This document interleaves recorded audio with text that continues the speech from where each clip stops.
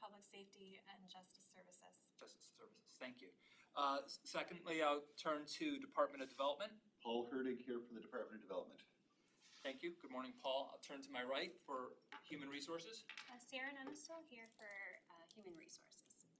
And then for the Department of Equity and Inclusion. Good morning, Lenore Lafayette, Department of Equity and Inclusion. All right, I think those are our standing members for the committee. We do have a quorum. And I'd like to begin with a review and approval of the minutes. The minutes have been posted and provided for comment. Does anybody have any edits for the minutes? Hearing none, is there a motion to approve the minutes? Moved by Lenore, is there a second? Second. Second by Jill. All those in favor, please say aye. Aye. Minutes are approved. Public comment is, I don't believe anyone has signed in for public comment today. So we're going to move now to opening remarks. I'm just going to turn to my left again to Jill, and I'll let Jill start us, and then I'll go last, but Jill? Sure, thank you. At the last meeting, I think I gave a brief overview of a plan that we have in public safety to try to diversify workforce within our department, within the different fields that kind of fall under public safety generally. We wanted to put a little funding for that in our budget for 2024, but we actually are taking advantage of some resources provided to us by the county executive's office, who was very interested in the project. So we're using an extern to help us develop this program, as well as a couple of other people who are able to be helpful to us on projects. So we are moving forward with that. We're currently compiling data and information from different municipalities who hire first responders and who are actively looking for first responders. So we hope to kind of launch that program sometime in 2024. And again, that's kind of like a clearinghouse for people who are interested in becoming a firefighter, or becoming a police officer, or going into emergency management. So we would be working just to compile the different requirements that are set forth by different municipalities, and testing opportunities in different places, and also some training programs with the community colleges and technical colleges as well. So we are moving forward with that, and I'm happy to see that. We were working on a design to include equity zones in our decisions for funding with a pilot program that we were doing to assist communities in coming up with their local match for a federal grant program called Assistance to Firefighters Grants. It does look like we may have to push that to 2025 in order to fit within our recommended budget, but we are still committed to using the equity zones whenever we can. Our DEI group kind of took a pause our internal departmental DEI group took a pause towards the end of 2023. It's a small group. We had some turnover. We had one member who was on medical leave and another one who's going out on medical leave. So we had a few hiccups in making some progress there. But actually this morning I set up a schedule for us to meet throughout the first half of 2024. So we'll be reconvening that, which I'm excited about.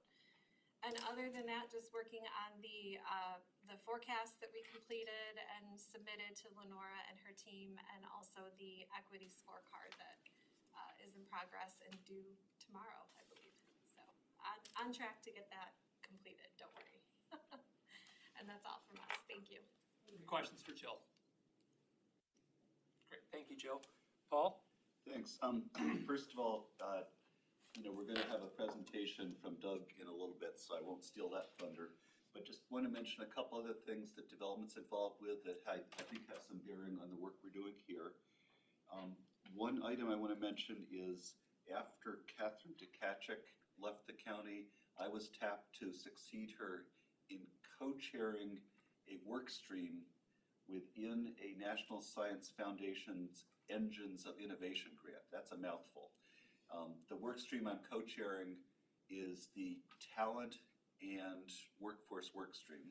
And the connection with equity is that the federal funding that's supporting this grant has very explicit indications that equity is an important part of the work.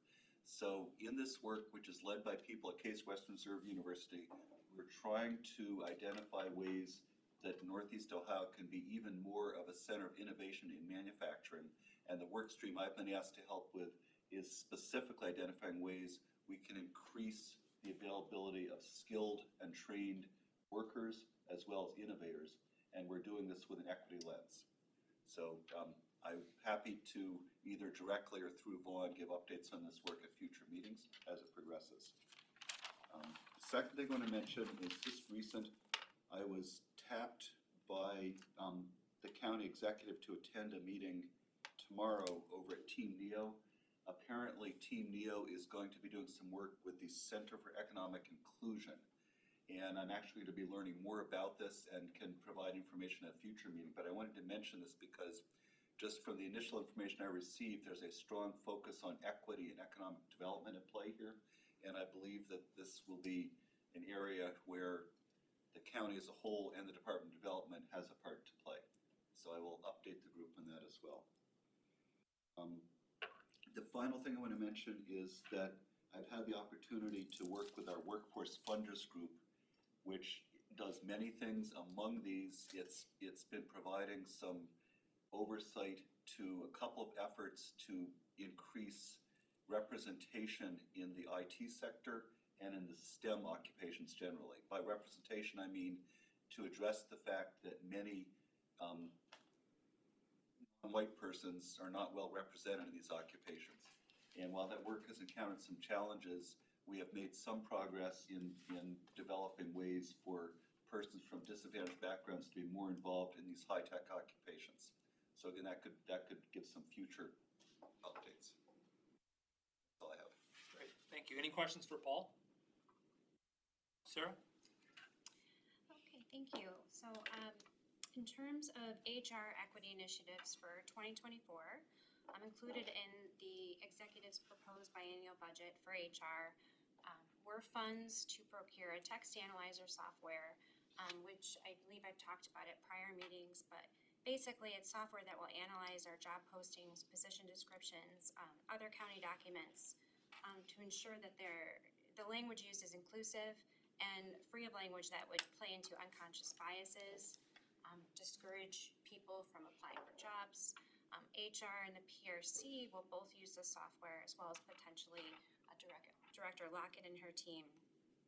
In addition, funds for HR consulting were included in the budget, and we plan to use a portion of these funds to conduct a pay equity study for non-bargaining employees and develop a compensation philosophy that the county will apply moving forward to ensure that our compensation-related decisions are fair and equitable. We also plan to introduce legislation in short order that will expand the county's current paid parental leave policy, which currently is 2 weeks of continuous paid leave to care for a newborn or newly adopted child.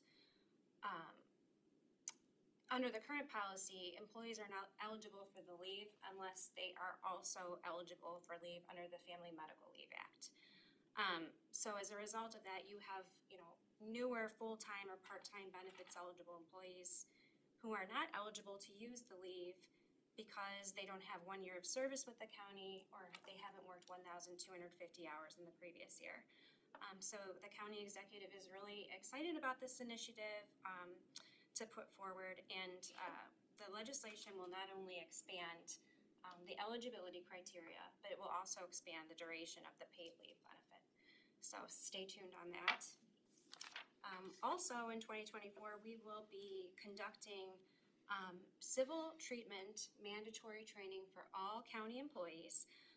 7 people will be trained by civil treatment to essentially train the trainer program to conduct the training throughout 2024.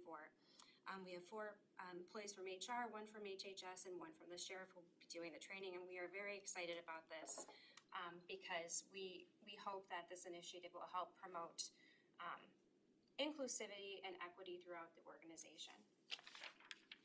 And then last but not least, in terms of our internal DE&I committee in HR, the team attended a DE&I conference presented by Engage Cleveland in October, which addressed the import of DE&I, provided insight for supporting initiatives in an organization, and offered tools to foster inclusivity. And one of the presentations at that conference was focused on maximizing the impact of employee resource groups.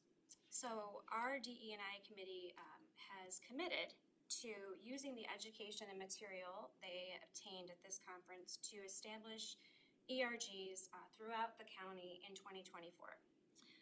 We are excited about that because we believe it will help foster an environment of inclusiveness and belonging.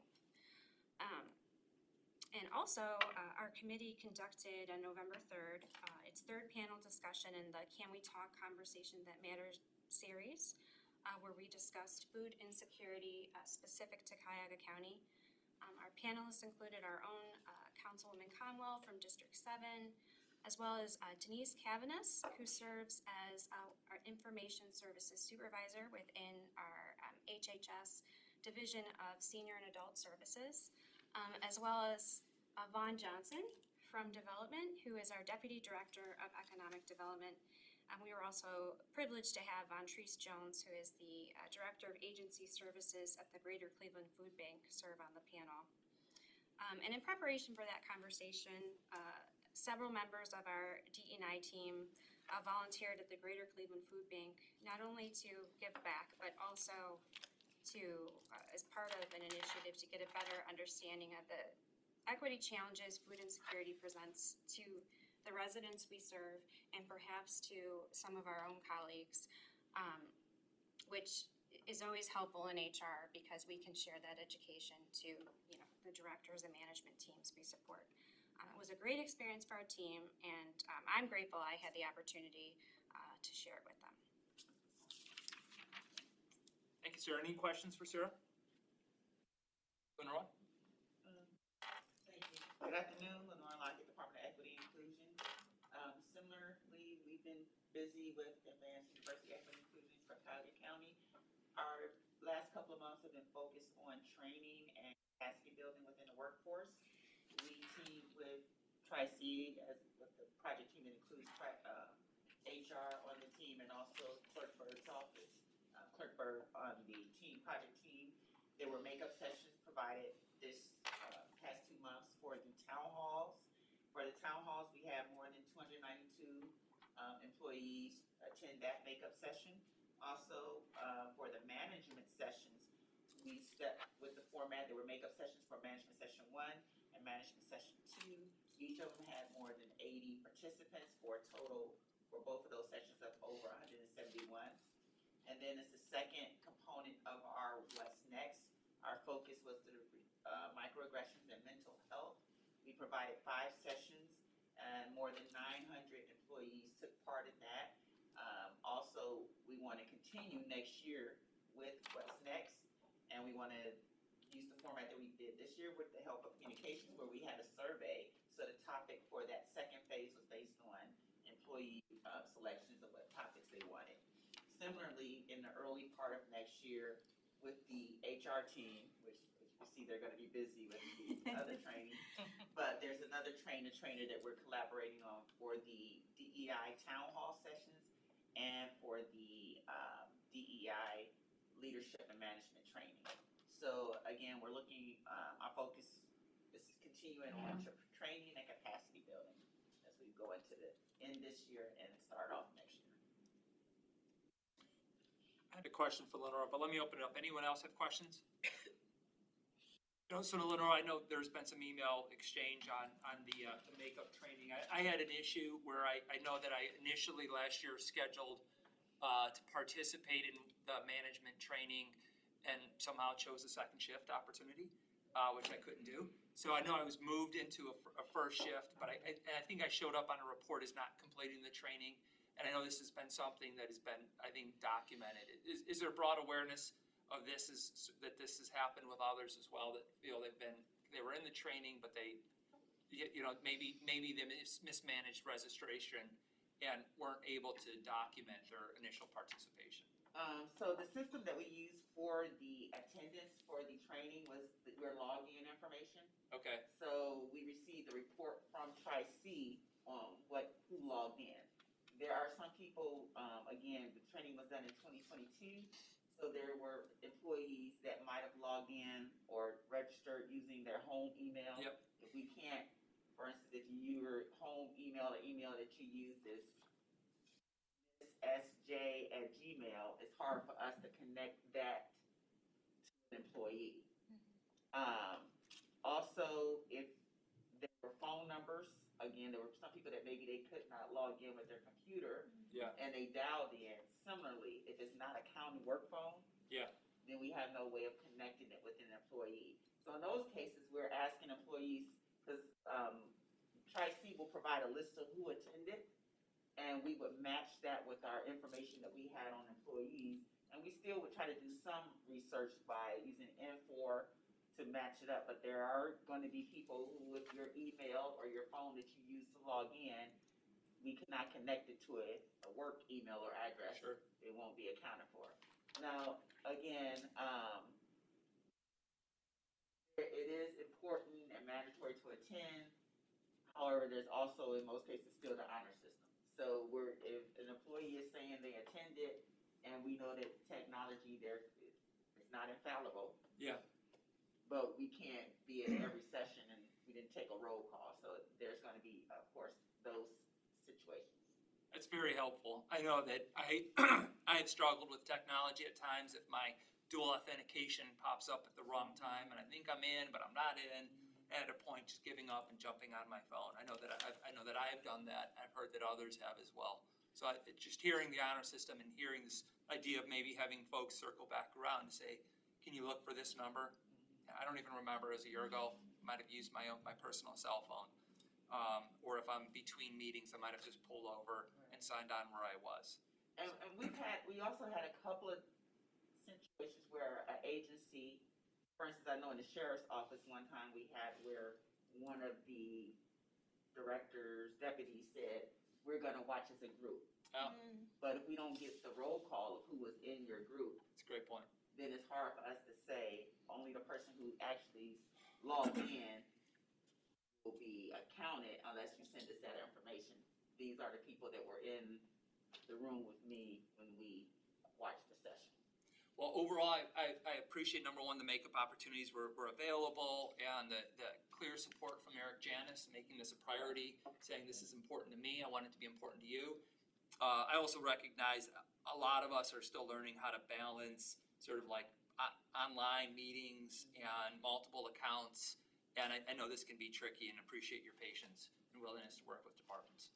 Yes, and the goal is, as you're stating, is to get the training and not to have someone feel like they attended but they're not counted because of a technical glitch, that's going to harm their view or the integrity that they said they went and attended the class. Got it. Anyone else have questions for Lenora on any of these matters?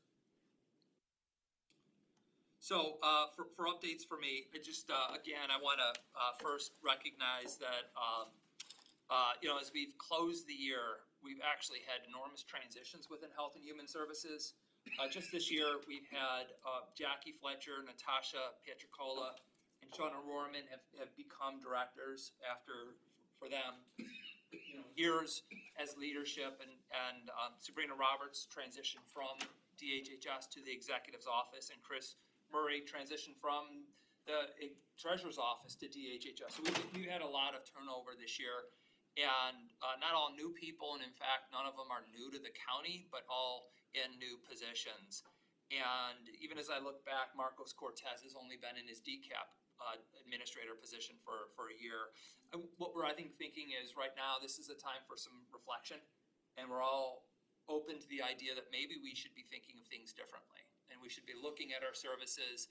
And certainly there's a commitment to wanting to follow through with projects that were begun, but also this is a point for folks to think, are we doing the right thing? Should we be doing things differently? And we'll all be developing action plans, I think, that will have some clear intent of what we want to see accomplished in 2024.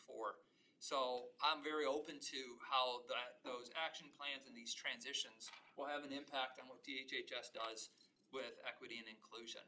And it goes for myself as well. Even the work that I do in my approach is, I've been doing this job now since December of 19, but I think I'm still learning and figuring it out, and probably have some areas where I could make some changes. And I'm looking forward to seeing what Jackie, Natasha, Shauna, Chris, what they think are priorities, and what they think are opportunities for change. Along those lines, we've continued with our work group, the DHHS DEI steering committee. And what I think their most recent experience was a crucial conversation series. These continue to be popular with our staff, folks jumping on, again, teams, and just talking through issues and having a culture of discourse and learning. I think that's something that is sort of easy to describe, but has an impact on individuals when they start to think differently and feel comfortable to express their positions. So I think that's going to be something we see more of next year, and hopefully that will continue to inform the policies of our agencies and our departments, as well as our units, because I think that's where much of the great work does. A final just thing to share, in October, Chris Ronayne and I and a team from DHHS had the opportunity to visit Hennepin County, which is Minneapolis, Minnesota. And we went to Hennepin largely to look at the work they're doing as it relates to child welfare. Chris and I flew out on a Wednesday. The balance of the team came out Wednesday afternoon, stayed Thursday. Chris came back Thursday. The rest of us came back Friday, really focusing on child welfare and what Hennepin is doing as it relates to the issues generally referred to as the placement crisis, and sometimes considered the kids in the building issues. Hennepin is like us in that they have a relationship with the state and the federal government where much of the work gets done by county employees. I feel they're our best peer, even though Franklin is closer, even though Allegheny is closer. In some ways, Hennepin's structure is more like ours, and they're also probably our best role model. They're extremely mature as an organization. They, despite having only 30,000 more staff residents than us, they're approximately double the size of our staff and have very, very intentional practices and a high level of cooperation and collaboration. And included in that was a very clear commitment to disparity reduction. And I left that visit with an understanding that in every presentation we saw over 3 days, somebody brought up how they're reducing disparities. And I saw it as a very, very different approach to equity and inclusion. And they're maybe 10 years ahead of us on their journey to look at this area. And that journey has led them from wanting to address the existence of racism in their society, and some very clear points where there has been tragedy as a result of that racism, to this sense that as an organization, what do they do about that? And what they do is they address disparities. They reduce disparities. And so I'd like to give it some thought and maybe bring to a 2024 Equity Commission just our feedback from the work they're doing, what we took from their experience, their presentations. Their DEI director presented to Chris and me, and just was very, very profound and impactful. So I'd like to get on the schedule for next year to be able to share more about that experience. So, any questions? Yeah, David, just a comment on internal work. I was privileged to be part of the planning process for senior and adult, and I just want to say I thought that was a very good, very inclusive process, very well run, and hopefully the work that's produced will be put into operation. Thank you, Paul. I know Lenora presented at our actually Livable Cuyahoga planning session on Monday. And Monday. So thank you for being there to do the presentation. I heard very good things about it. Thanks for the opportunity, like Paul stated. I thought it was very inclusive. You had, Natasha had, the director, and their team had different representation. Internal, external, some of the partner organizations.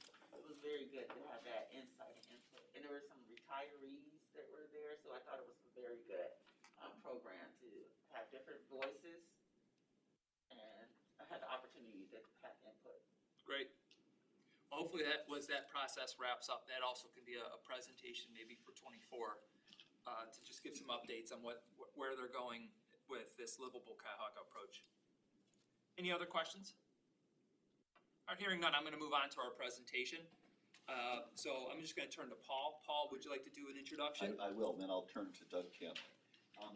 So first of all, greetings from Vaughn, who is down in Columbus taking an advanced economic development course, and the instructors insisted that they must be there for the whole class no matter what. So you got me today, but Vaughn will continue to be our normal representative going forward. One of the things that Vaughn had been working on as part of his broad mission of supporting small business, all small business, but especially minority-owned small business, was working to better connect small businesses with the major purchase of goods and services, not just the county itself, but other major organizations. So Vaughn was able to arrange for a significant presence at an event that Cleveland Clinic held a few months ago for suppliers. Doug was one of the key people in working with Vaughn to make that happen. Doug has prepared a presentation. I want to note too that Doug is one of our key people in the Skill Up program, which even though we'll be transitioning to funding from a different source next year, the spirit of Skill Up and supporting incumbent worker training will very much continue. I want to just recognize the great work Doug has done over the years in Skill Up. So Doug, I give it to you to do your presentation. Thanks, Paul.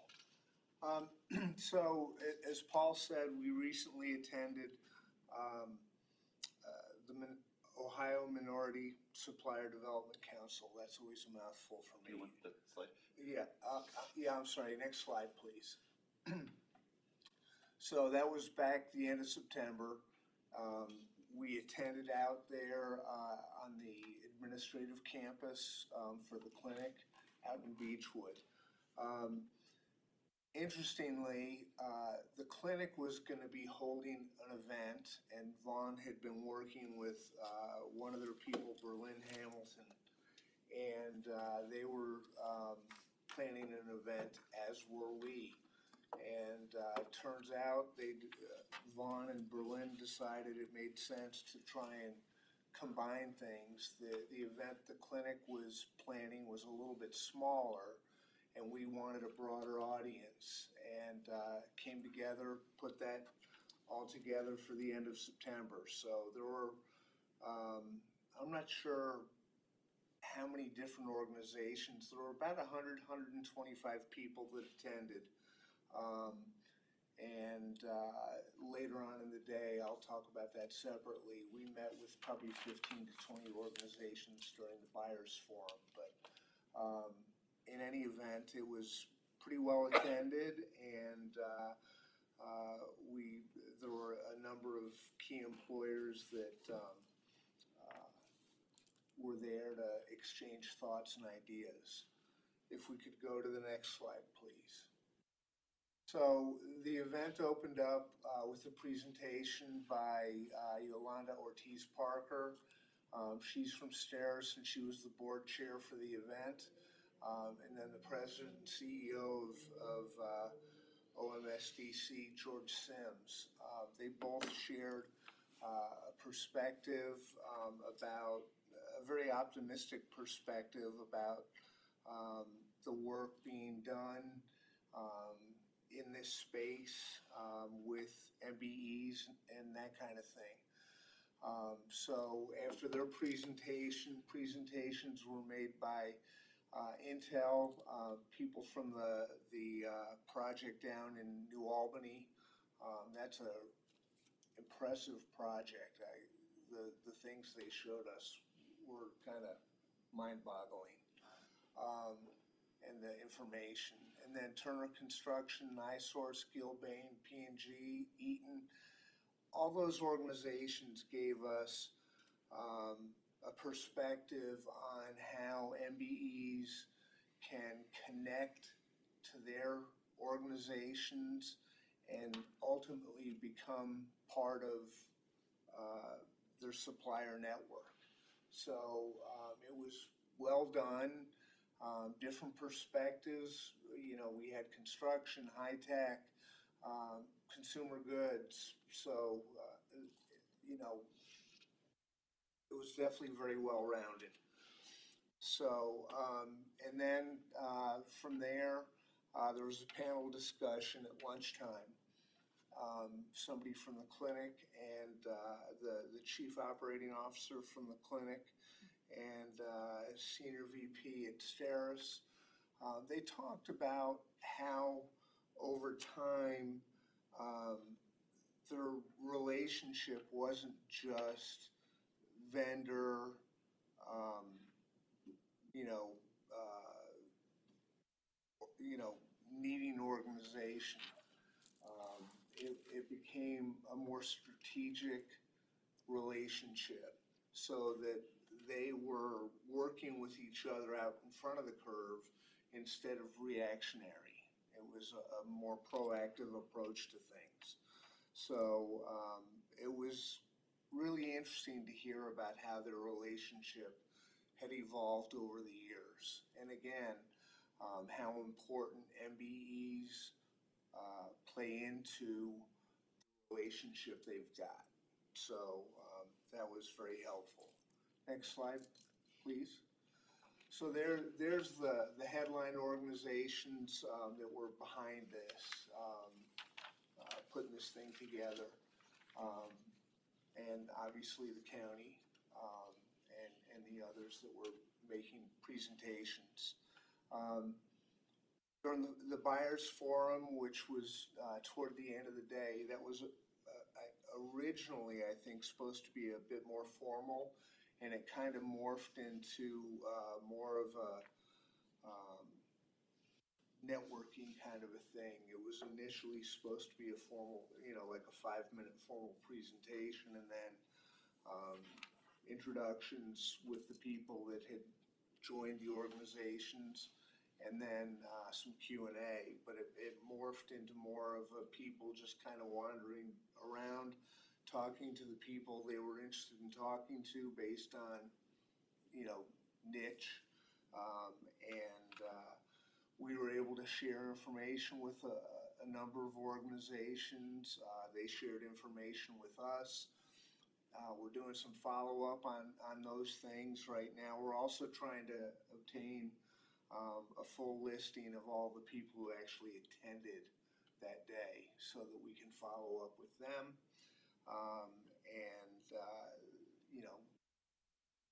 Again, it was really all about the MBEs and how to help them and how to get them more involved with these organizations. So, and the last slide, please. Oh, I'm sorry. So I got ahead of myself. Anyway, the Vaughn to the contact. That's his contact information. If we can help you out in any way, let us know, please. Any questions? Yeah, I think some questions. Can you go back 2 slides?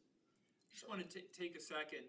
Can you just talk, either Doug or Paul, about the organizations that are up on the screen?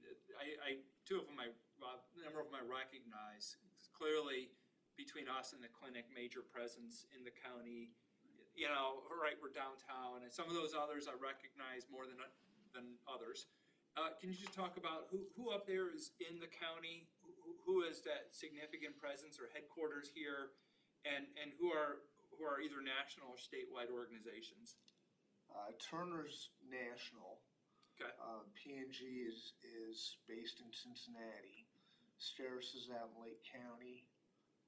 Bechtel, I think, is Columbus. Okay. Eaton is here locally out in Beechwood. NiSource, I'm not sure. The OMSDC, I think, is based in Columbus. Gilbane, we know. Yeah, Big contractor. Gilbane's local. So why did these companies feel it was important to join this conversation? Do you have any sense what their interests were? Was it promotion of the organization, or was it really trying to network and understand where there's new opportunities? Do you have any sense of why they came to the table or the conference? I would say they came because they are interested in broadening their supplier networks. It's important to them. The clinic talked during the lunchtime presentation about the building they've got going on right now on main campus. It's pretty significant. And the buildings are very large. And finding enough contractors and suppliers to take care of some of the work is a challenge. And they talked about how they've given either chunks of floors or a floor, and what have you, to different contractors to do electrical and drywall and plumbing and that kind of thing, so that they can try them out, see what kind of work they're doing, hopefully add them as permanent suppliers and vendors to their operation. That's just one example of the kinds of things, we heard. And so it was definitely with an eye to how do we expand our MBE networks and opportunities. I would add to that, people may be familiar that in the business world, the concept of ESG, environmental, social, and governance, is a growing force in the business world. This is not a political process. This is business leaders themselves saying, we believe we need to be accountable in these three areas.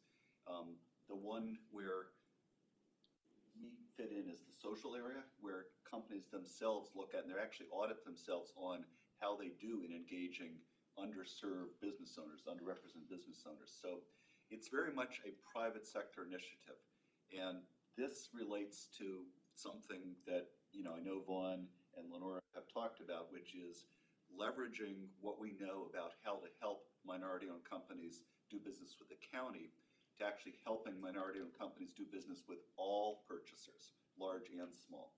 So this is an example of the kind of event, the kind of presence that we're going to continue to have in that mission. And I failed to say too, I skipped the one slide. Lenora's department provided us a bunch of information we were able to share with organizations, the smaller organizations that were there, how to register as a supplier and vendor with the county, and how to tap into what projects that are going on that we're looking for vendors and suppliers for, and that kind of thing. So that was really important as well. We really appreciated having that information, because that was a lot of what people were interested in understanding, is what opportunities and how do I tap into those. Other questions for Doug or Paul?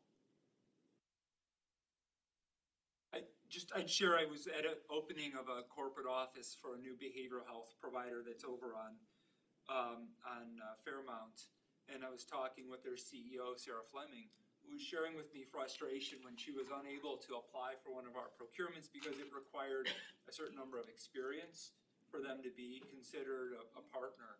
And it's an open procurement, so I don't want to get too much into the details.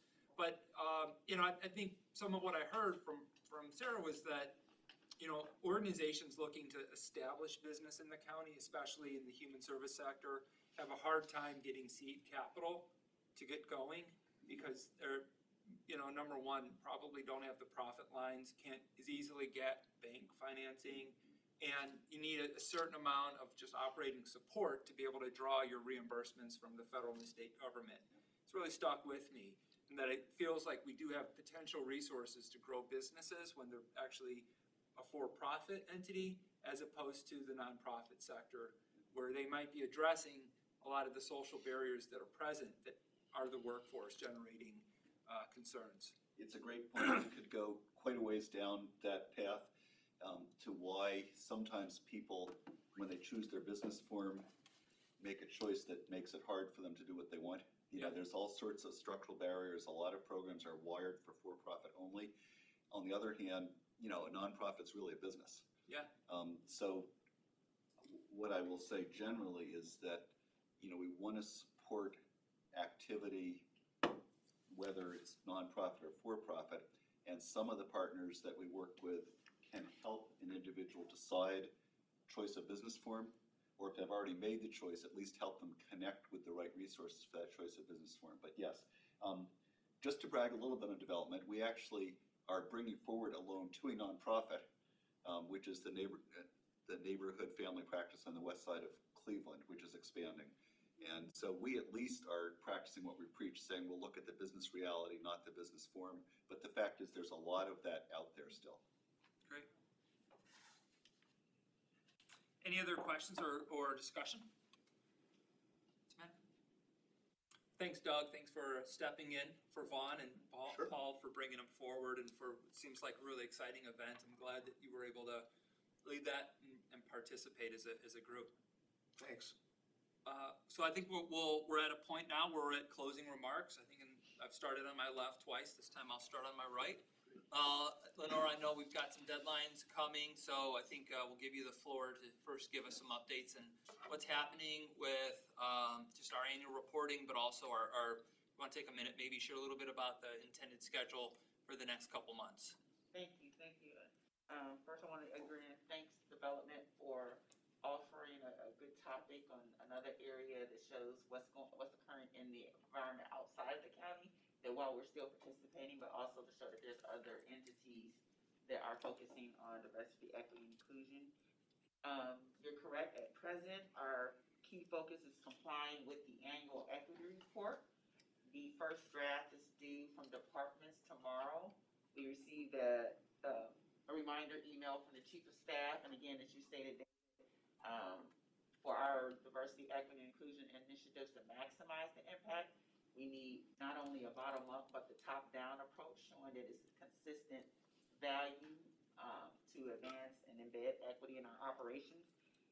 Based on the first draft of the reports being submitted Friday, we have, as a response to the comments from the last meeting, we are assigning contract compliance officers by departments. So once we have the first drafts, those departments will hear from their contract compliance officer on any data or any clarity that's needed for those reports. Ultimately, we're looking to have final reports by December 22nd from the departments. We know that it's November, so a lot of your year-end data you may want to update, but we're also looking to have the final reports from departments so that we can compile a summary, the highlights from each area, and the appendix that includes the full unfeathered point. Sorry about that. That's great. Nice ringtone. It's a musical interlude. No one usually calls me. But so we're looking to have that submitted to the executive for their final review, and the communications who, again, will bring life to the report. We're providing data and information. Communication understands how to make it pleasing and appealing to the user, and also to bring that data and information to life to our broader audience. So we're hoping to turn that over in January for the team to provide their enhancements on the report. As you mentioned, our next meeting for the Equity Commission is February. I like the recommendation on a lot of the topics that you all brought up. There are good ideas to continue to provide information to the public on the Equity Commission and some events that are occurring and programs that we're doing that will be of interest as it relates to diversity, equity, and inclusion. And finally, for us, we spoke a lot about training, but we also have in January the commitment to do the disparity study, so we'll be issuing that major RFP. And we're expecting a significant potential impact while a lot of the environment, different rulings that have impacted college admissions, the different environment for different areas. We're looking to make sure with the disparity study that our supplier diversity programs are not based on stale data, and also that the recommendations in our program are legally defensible. So we'll be kicking that off in January. Sounds good. Questions for Lenora? Thank you, Lenora. Thank you. Sarah, closing comments? Always a privilege to speak at this committee. Thank you, Paul and Doug, very much for your presentation. It's always neat to learn what the different departments are doing in the county to advance these initiatives. And there's so many of, we're such a huge organization, but we get siloed in what we do ourselves, so it's great to hear what others are doing. So thank you for that. And thank you, Lenora, for signing contract compliance officers to help the departments. I think that'll be great, and it'll help us, put together a great report. But last but not least, since we last met, I believe Lenora was the recipient of the WTS Northeast Ohio Rosa Parks Diversity Leadership Award. So congratulations to Lenora. I appreciate it, and it's a side of the work that the team is doing, including us here and the DEI team, so I appreciate it. Thank you. All right, Paul? So, looking around the table at what departments here, I feel some obligation to represent the integrated development cluster. So I'll be thinking about and talking with Vaughn about ways in future meetings we can maybe try to bring some content from, the whole integrated development world. Thanks, Paul. Jill? Yeah, I think my closing comment is kind of building off what you said earlier, David, that it's a time for reflection. And there have been so many changes throughout 2023, and we're heading into 24 with new team members and some new leaders and new budgets. And I think it's a really good time to be intentional about DEI approaches. So that's what I hope to carry back to our internal DEI team, is just that intentionality and just a new energy around it to make sure that it doesn't become like stagnant, I guess, within our own operations, making sure that we're continuing to pay attention to it. So thank you. Before I go, I'm gonna first pause if any of our visitors or other staff have any closing remarks, anything any of you would like to share to the group as well. Yes? I don't have anything to share, but I do have a question for you. When you guys went to Minneapolis, and like you said, they are a good example, how did you guys know that their demographic was so closely related to Cuyahoga? Good question. So I've tracked Hennepin County for about the past decade. So a lot of times I just think of them as a role model county for us. And so I've just been watching their growth as a county and understand just using census data and using other things, sort of where they are and why they line up is a good comparison for us. And I just say this about their Hennepin County, they're also very open. And in many ways, anytime I've called them, and Jody Wentland is their current Director of Health and Human Services, they answer the phone and they just talk to us. And so for me, this is not just that they're a role model, but they're a partner and they're willing to share information. And they were just extremely gracious and generous with their time. Thank you. I will say that although they line up well with us as a county overall, I'd say that we have significantly more African Americans than them. They have more Hispanics than us and more Native Americans. So there are differences in the counties as well that I think also, and then their poverty, their overall income level and the college attainment level is much higher for them. So there are some clear differences that should be recognized so that we don't think of them as just someone we could simply aspire to in policy. Any other questions or thoughts? But I want to close that. I'm glad you brought Hennepin back up. As I walked around Hennepin with Chris, and we had Chris Ronayne, and we literally walked parts of the county, and we met with several a city office as well as multiple county offices. Some of what struck me is our county executives sort of on the ground approach and really asking us to be pushing, to really push. And I think we all have to take that to heart. And I think this year has been a transition year for many of us. And I expect next year to be extremely active. And I just will say that I'll be pushing my staff and my teams, and I hope I'll be pushed.